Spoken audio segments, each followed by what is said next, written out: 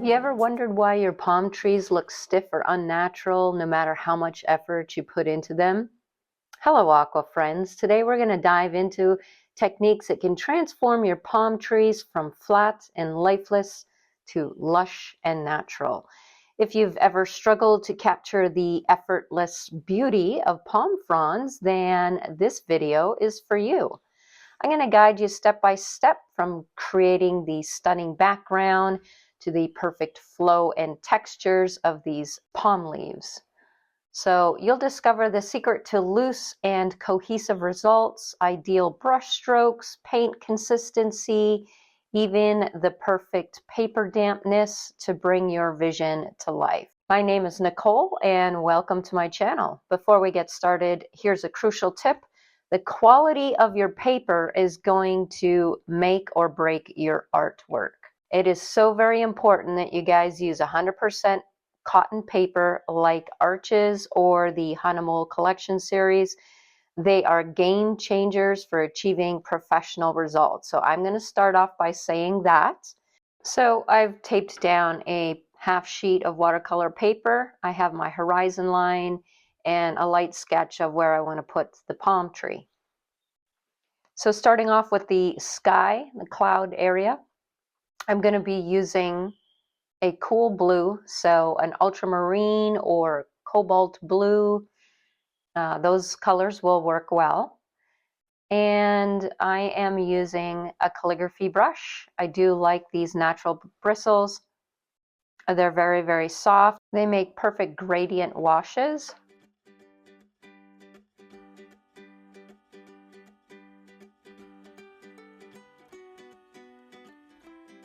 I'm loosely following a reference photo here.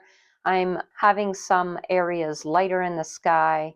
You can use a piece of paper towel to dab off some areas to lighten them even more.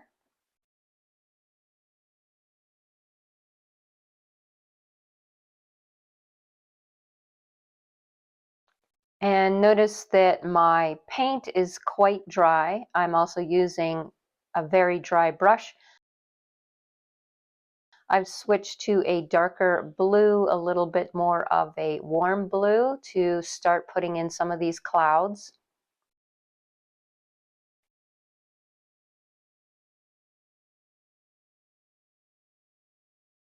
So just a very simple sky. I am now just drying that so I can start on the sea. You could let your paper dry naturally as well. So I just have a round brush, a round quill, and I'm going to be using a beautiful peacock blue for the sea. So it's a very warm blue.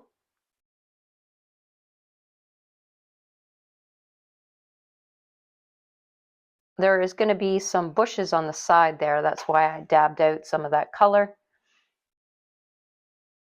As the sea gets closer to us, I wanted to warm that up and have it lighter and more aqua, so you can adjust your colors accordingly. So adding in a little bit of viridian hue here.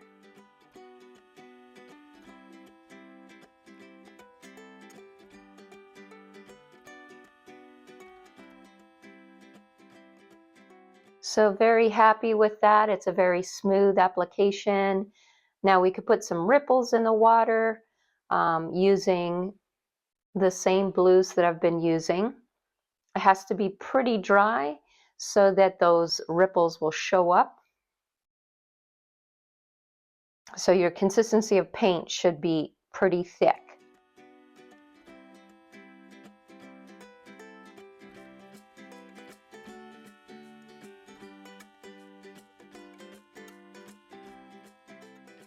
Once you're happy with the amount of ripples, if your paper is drying, you could use a big fluffy brush to blend it in more.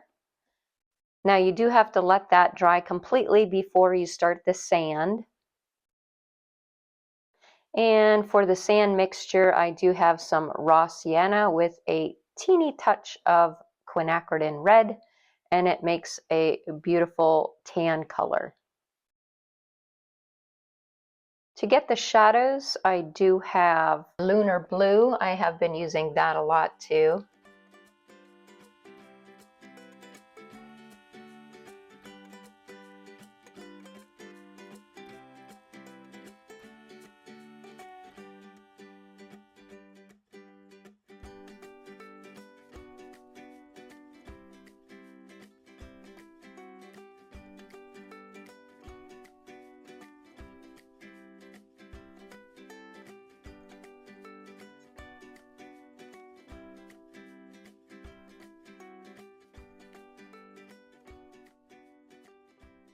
Now for the foliage that I see in the reference photo that is on the beach, I'm just using that same round brush.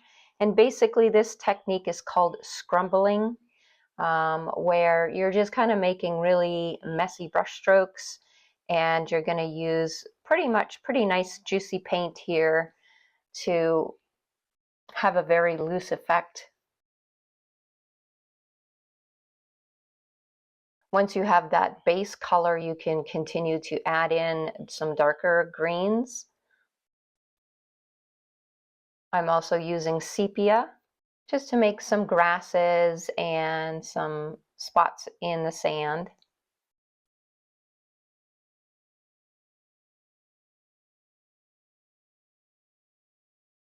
So where I do see these shadows and some sticks and pebbles, I'm loosely adding that in.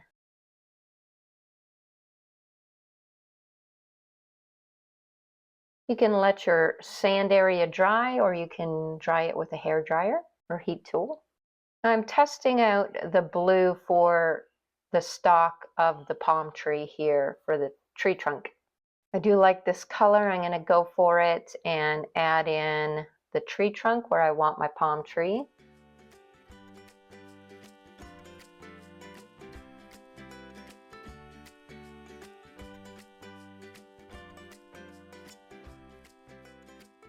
Now, one thing I did notice, because watercolor is transparent, that when I put this color in, there was a difference between the sand, the sea, and the sky.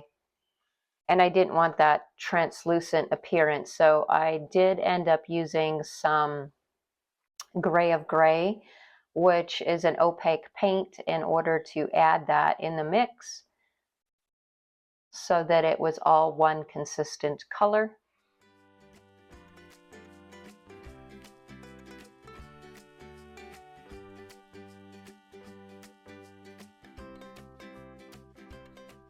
Coming in with that gray of gray, this makes it a lot more opaque and in the foreground. I have one consistent color.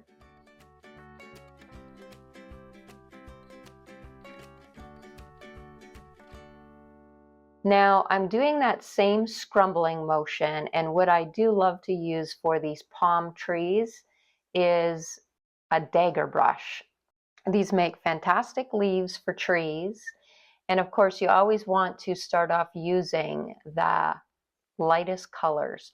My favorite color is the green gold by Daniel Smith. I love that green. And so notice that I wet it first, and then you're dropping that in. You can go darker with the sap green and the same dagger brush.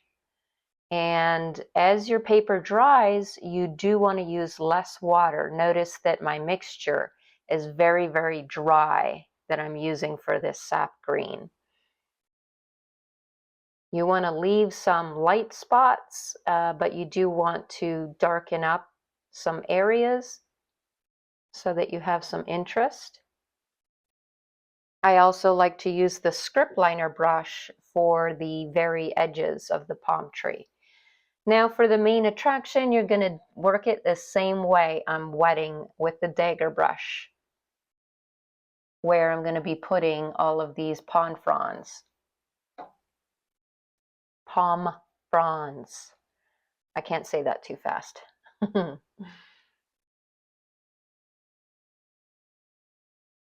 So it's almost like you're mapping out the shape with the very light colors.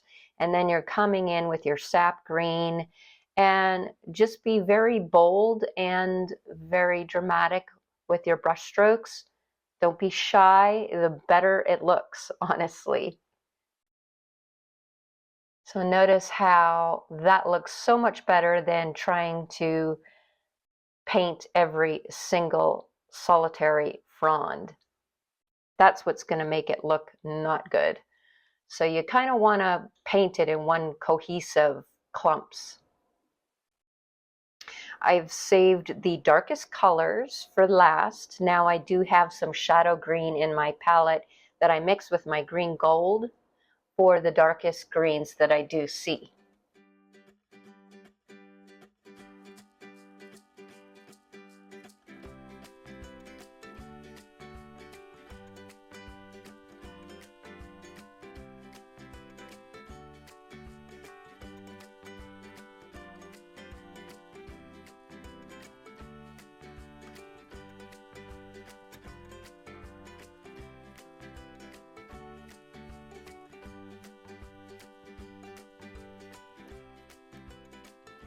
Now, I didn't like how that was getting a little too dark and a little too messy looking. I wanted to soften that up. So at ever a time where you find it too much of a contrast, give it a little spritz of water. It will soften your colors. They'll blend together more. Just adding in the tree trunks.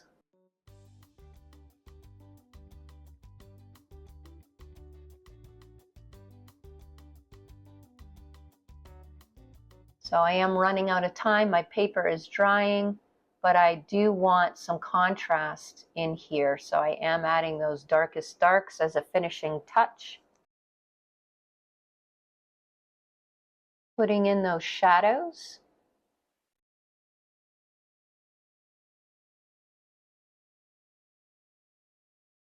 Some small details in the foreground. Some highlights on my tree trunk.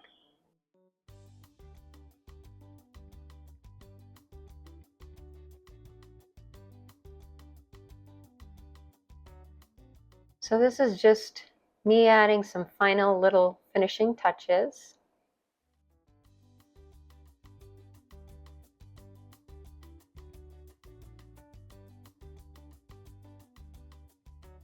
Now around that tree trunk, I did want to darken the other side and add a little bark texture. Now I have this glass pen that I am using to scrape out some highlights. So before your paper dries completely, you will get some lighter areas. You could use a piece of credit card, the side of a credit card works good, or a palette knife. So I'm just really having fun with this. I'm adding the very tiny little details. It adds a lot of realism into the foreground with some grasses, sea grasses.